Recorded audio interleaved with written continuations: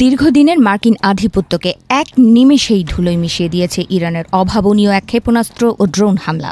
Saudi আরবের সুরক্ষিত Prince সুলতান বিমান ঘাঁটিতে চালানো এই অভিযানে মার্কিন বিমান বাহিনীর গর্ব অত্যাধুনিক E-3 সেন্ট্রি রাডার বিমান মারাত্মকভাবে ক্ষতিগ্রস্ত হয়েছে। পেন্টাগনের নীতি নির্ধারকদের কপালে এখন চিন্তার ভাঁজ, কারণ এই একটি আঘাতেই পুরো পশ্চিম এশিয়ায় ওয়াশিংটনের নজরদারি ব্যবস্থা কার্যত অন্ধ হয়ে পড়েছে। শুক্রবার সন্ধ্যার সেই ভয়াল মুহূর্তটি ছিল অনেকটা প্রলয়ঙ্করী ঝড়ের মতো। একের পর এক ইরানি ব্যালিস্টিক মিসাইল এবং আত্মঘাতী ড্রোন যখন সৌদি আরবের আকাশসীমায় প্রবেশ করে, তখন মার্কিন প্রতিরক্ষা ব্যবস্থা প্যাট্রিয়ট কার্যত দিশেহারা হয়ে পড়ে। আগুনের গোলার মতো ধেয়ে আসা এই ঝাঁক ঝাঁক ড্রোন সরাসরি আঘাত হানে মার্কিন হ্যাঙ্গার এবং জ্বালানি ডিপোতে। মুহূর্তের মধ্যে পুরো ঘাঁটি পরিণত হয় এক জ্বলন্ত অগ্নিকুণ্ডে, যা কয়েক মাইল দূর থেকেও দৃশ্যমান ছিল। ওয়াল স্ট্রিট জার্নালের এক চাঞ্চল্যকর প্রতিবেদনে জানানো হয়েছে, এই হামলায় শুধুমাত্র দামি যুদ্ধ বিমানই ধ্বংস হয়নি, বরং অন্তত 12 জন মার্কিন সেনা গুরুতর আহত হয়েছেন। এছাড়াও ঘাঁটিতে থাকা বেশ কয়েকটি জ্বালানি সরবরাহকারী বিমান পুড়ে ছাই হয়ে গেছে।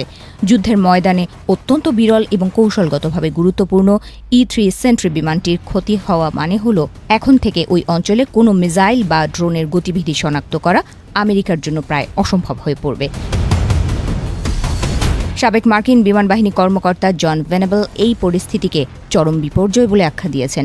তিনি জানিয়েছেন, আমেরিকার হাতে বর্তমানে সাকল্যে 16টি এই ধরনের বিমান সচল রয়েছে, যার অর্ধেকই আবার রক্ষণাবেক্ষণের কারণে উড্ডয়নে অক্ষম। এমন পরিস্থিতিতে একটি বিমান হারানো মানে হল যুদ্ধের ময়দানে কয়েক হাজার কোটি টাকার লোকসান এবং রণকৌশলে এক বিশাল শূন্যতা তৈরি হওয়া। ইরান প্রমাণ করে দিয়েছে তাদের স্বল্প মূল্যের ড্রোন দিয়ে আমেরিকার বিলিয়ন ডলারের প্রতিরক্ষা ব্যবস্থা ভেঙে চুরমার করা সম্ভব। এদিকে খাতাম আল আনবিয়া কেন্দ্রীয় সদর দফতর থেকে জানানো হয়েছে, এই হামলা ছিল ইরানি বেসামরিক শিল্প খাতে মার্কিন ও জায়নবাদী আগ্রাসনের এক দাঁত ভাঙা জবাব। শুধু সৌদি আরব নয়, হাইফা বন্দর থেকে শুরু করে বেন গুরিয়ন বিমানবন্দর পর্যন্ত প্রতিটি গুরুত্বপূর্ণ স্থাপনা এখন ইরানি ড্রোনের নিশানায়। এমনকি ইরানের সিরাজ এবং ফাস প্রদেশের আকাশে অত্যন্ত দামি মার্কিন MQ-9 ড্রোন এবং একটি F-16 যুদ্ধবিমান ভূপাতিত করার দাবিও করা হয়েছে, যা মার্কিন আভিজাত্যের কফিনে শেষ পেরেক ঠুকে দিয়েছে।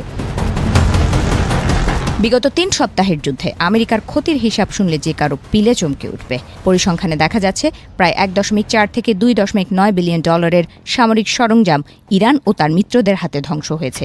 এর মধ্যে কুয়েতের আকাশে ভুলবশত 3টি F-15E স্ট্রাইক ইগল হারানো এবং একটি F-35 স্টিলথ ফাইটারের জরুরি অবতরণ ওয়াশিংটনের সামরিক সক্ষমতার দৈন্যদশাই ফুটিয়ে তুলছে। বিশ্বের সবচেয়ে শক্তিশালী নৌবাহিনী দাবি করা USS জেরাল্ড R. ফোর্ড রণতরীয় অগ্নিকাণ্ডের শিকার হয়ে গ্রিসের বন্দরে আটকা পড়ে আছে। ইয়েমেনের সশস্ত্র বাহিনীও এই অভিযানে সরাসরি সংহতি প্রকাশ করেছে। তারা জানিয়েছে, ফিলিস্তিন, লেবানন এবং ইরাকের প্রতিরোধ যোদ্ধাদের সমর্থনে তারা লোহিত সাগর এবং দক্ষিণ ইসরায়েলের ক্রুজ মিসাইল হামলা অব্যাহত রাখবে।